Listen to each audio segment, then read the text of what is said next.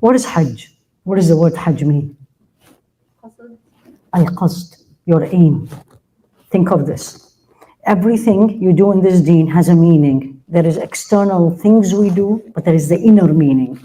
So for anyone who goes to Hajj, because we have people online and I'm sure many of them are going, bi'idhnillah. Why are you going?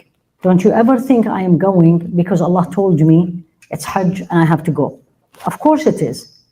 But think of this. There's at least 3 to 4 million. Allah knows how many people will be there, right? Average, let's say 3 million. The 3 million went because Allah told them to go for Hajj. What is the difference between me and them? Or what is the difference between all these people doing tawaf? Are they all the same?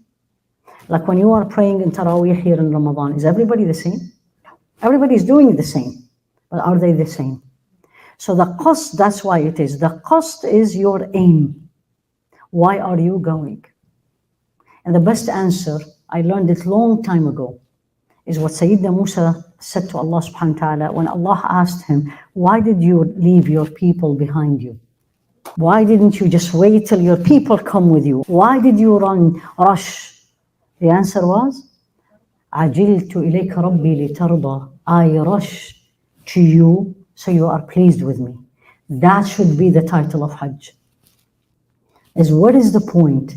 If I went and I did everything, which I'm going to go very quickly, the main things, if you do, you did Hajj. But you're going to come back no change because you didn't feel it and you didn't know what it means. عَجِلْتُ إِلَيْكَ رَبِّي لِتَرْضَى. I came to you, Allah, to be pleased with me. And I came to you running. I didn't come just because, okay, alhamdulillah. No, I'm so excited I'm going. And I'm so worried. There's 2 things you have to go to Hajj with. I'm so excited I'm going, and I'm so worried. It is not going to be tarda. If everyone going to go and come back and Allah is pleased with them, Rasul alayhi salatu wasalam would not have said something which is not easy. Al-Hajj al-Mabrur laysa lahu jaza illa al-Jannah. What is Hajj al-Mabrur? The Hajj that is done with excellence and birr. There is no reward equal to it but Jannah. Even fasting, Allah didn't say that. All Ramadan, He didn't say that. Right? You remember? We just finished. What was all Ramadan about? Man sama Ramadan imana wa ihtisaban, whomsoever fasted Ramadan, full of faith, looking for the reward of Allah. What was the result? He didn't say Jannah. What did He say? All the sins before has been forgiven. Right? But specifically, Jannah is Al-Hajjul Mabrur. So the third thing, I came to Allah, and I'm combining the external and the internal because of the time. Normally we separate them. I am going to Allah, qasd, I'm going to Allah, for Allah. Which means, literally should be, Ya Allah, give us all, I am not going to see anything but Him. I am not going to see the weather is hot. I'm going to see Allah change the weather for a reason. I don't see people very crowded. I see all these people, Allah brought them. What is the difference? I'm going to see everybody is better than me. I'm not going to see I paid money, which is very common in Hajj, especially for us. I paid that much money and whatever the agent, whatever did not fulfill. Then you didn't see Allah. You saw the money, you saw yourself, and you saw people. So I came to Allah, I'm leaving home for Allah to be, and I'm rushing, so Allah will be pleased with me. That's number 1. And number 2, I want Jannah. I definitely want Jannah, and I'm saying it very confident, and I really mean it because He told me, which means I have to fulfill number 1. What is number 1? Hajjun Mabrur. How do you know your Hajj is Mabrur? When you come back. It's a very, very easy sign, very difficult. The person comes from Hajj.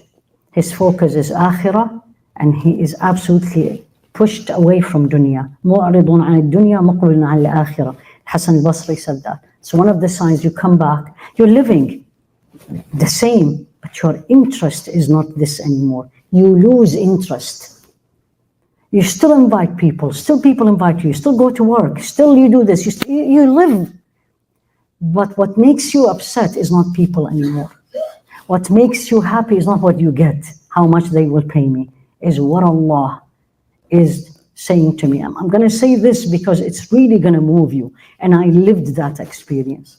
We were in Hajj, think about maybe 20 years or a little bit less. And this woman was with us. And it was the most expensive Hajj. We were staying, for those of you who know Mecca very well, in Darut Tawheed, Intercontinental, the most expensive one. We arrived to Mecca. I remember very well, this woman disappeared. She told her roommate that I'm going to be fasting and you're going to see I am okay. You're not going to see me, right? Tell the group, tell the leaders, I'm in the haram. You know I'm here because when you order food and to the luxury they bring you food to the room, tell them, you come, you'll see the food is already gone. I ate and you'll see I washed my clothes and you will see my clothes. 4 days, nobody knows where is she. Right? Then I came to know that she was in the haram, full i'tikaf. She was in this corner of the haram. When I saw it, I was like, how did she sleep? It's not on the floor. It's like on the deck from a window. Then she goes to Medina, same story. In Mina, everybody is the usual talking or eating. She's different. Last day, she's leaving tomorrow. Ya Allah. After Fajr, she told us. She said, at Fajr time, I was up in the roof and I was seeing all these cleaners and I was crying like a baby. And I told all the cleaners, I wish I was you because she's leaving. عَجِلْتُ إِلَيْكَ رَبِّي لِتَرْضَى. I came to you, Ya Allah, to be happy with me. But she has to go. I mean, all of us at one point we have to come back.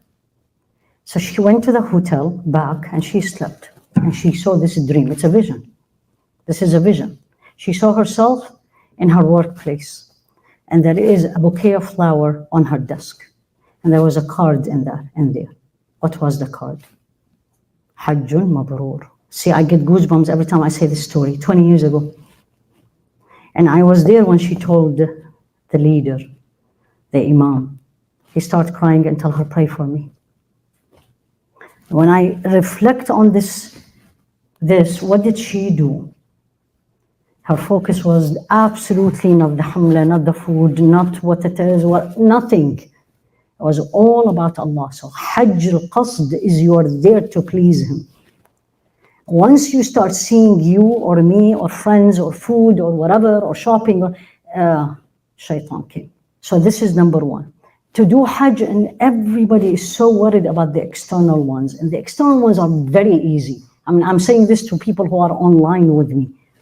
It's only 4 things you have to do. And the Hajj is, that's it, you finished. The Hajj is absolutely valid. Nobody can tell you the Hajj is invalid. If they told you this, they need to go and learn their deen. It's only 4 things. You do your niyyah. For the woman, just say it, which kind of Hajj you will do. Dress whatever you want to dress, as long as it is pleasing to Allah, of course. Number 1. Number 2, you have to stand in Arafah, meaning 5 minutes only in Arafah you did it. And doesn't have to be in the under the rock or under the, nothing.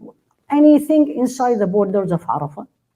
Then you have to go to do tawaf al-ifada, 1 tawaf only, and sa'i, and your Hajj is done. These 2 weeks of going to Medina, this is all extras.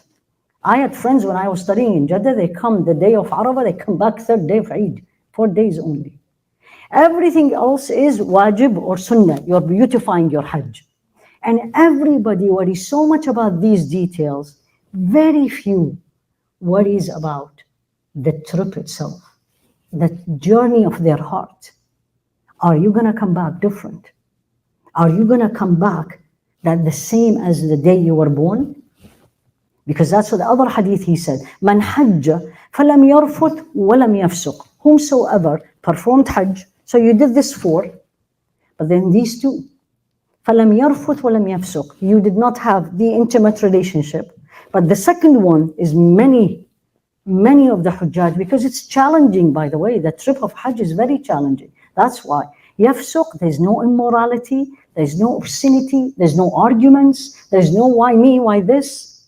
He or she is going to come back. And by the way, this is both. Like the day their mother gave birth to them. What is the baby when he or she is born? Pure. Clean. This is my goal. When I go to Hajj, this is my goal. I am not going for shopping. I keep reminding people, you can now shop everything online. Now it's even much easier. I didn't go there to meet people. You will, because it's a journey, but that's not my goal. I'm not going to spend my time in the haram asking everybody, where do you live? How many children you have? I didn't go for that. That's not qasd. I'm not seeing Allah, I'm seeing people. And this is why very important for people to know, don't worry about the external. Can I cut my hair? لا حرج, لا حرج, لا حرج. This is a famous statement of him, alayhi salatu wasalam. When he was in Mina and the Sahaba ran to him, oh, Ya Rasulullah, I did this before this. I did this, not. And he said, لا حرج, no problem. No sequences. Take it easy. And do it quietly. Because the most important thing is not where are you externally, is where are you internally. And that's why you see how many people have done Hajj and how many have changed.